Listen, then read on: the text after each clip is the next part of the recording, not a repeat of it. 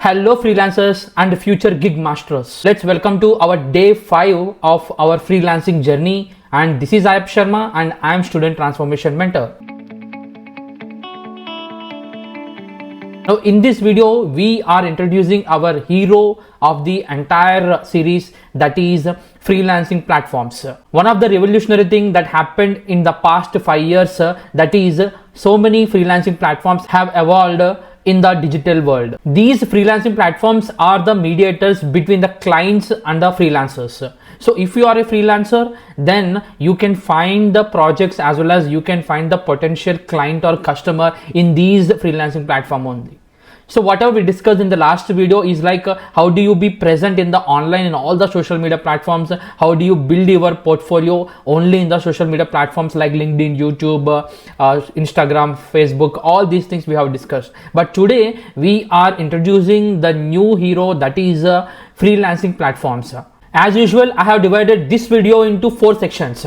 Section number 1, what are the top 5 freelancing platforms? Section number 2, profile optimization. Section number 3, how do you navigate to the project listing? Section number 4, how do you build your best portfolio in all these freelancing platforms? Without wasting our time, let's begin our video with section number 1, that is top 5 freelancing platforms. Number 1 freelancing platform where you can find so many projects for entry levels or beginners, that is upwork.com. The second, it is Fiverr. The third is freelancer.com. The fourth is TopTal. The fifth and the last for today's video is People's per Hour. These are the top 5 freelancing platforms that you can utilize your skills in these platforms and you can find projects directly. Now let's move to section number 2, that is the profile optimization. Now when you look at these freelancing platform, one important aspect of all these platforms is profile optimization. So when you are registering yourself in these platforms,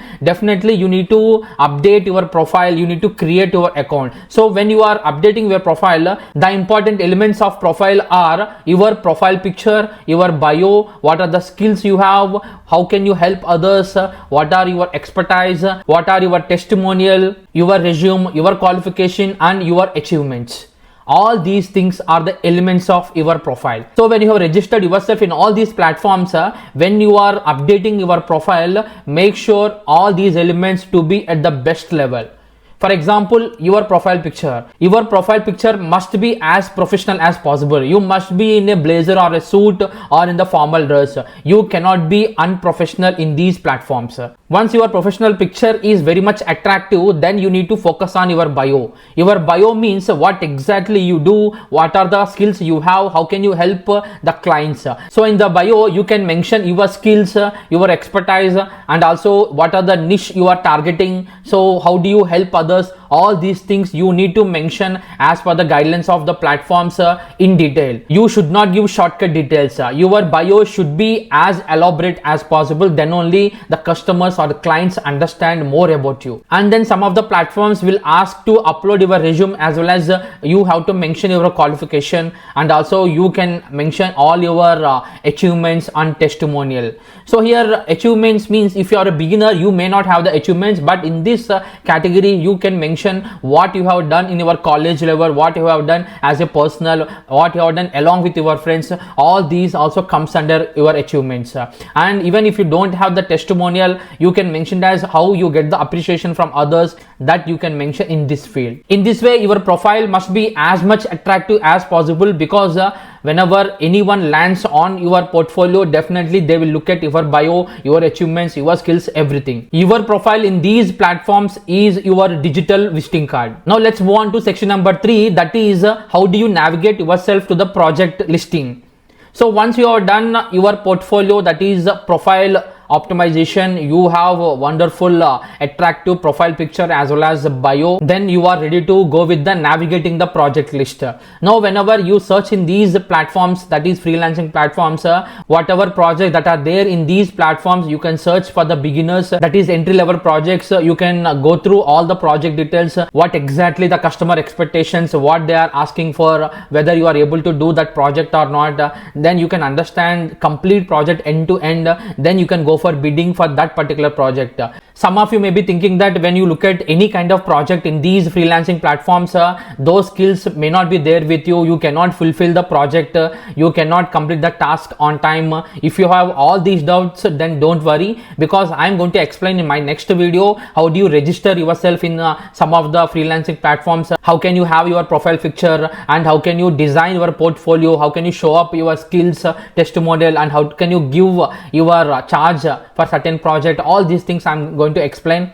But for today, you have to understand all the project details from different types of clients in your particular niche.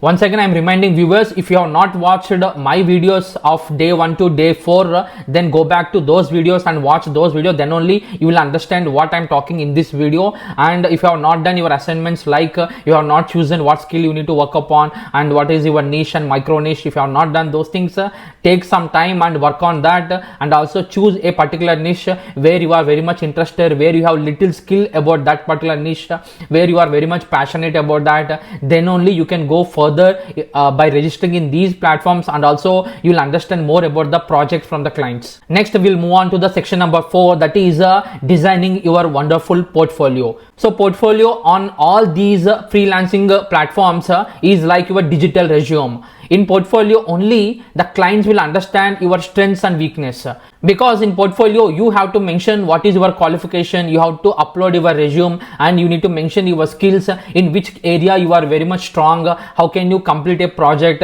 how much time exactly you take for basic level, as a standard level, or as a for the premium customers, will you charge extra if they want any project to complete as early as possible. What are the projects that you have dealt in the past, and what are the challenges you have faced in those projects, and how do you overcome those challenges and complete the project on time. All these things will be there in the portfolio.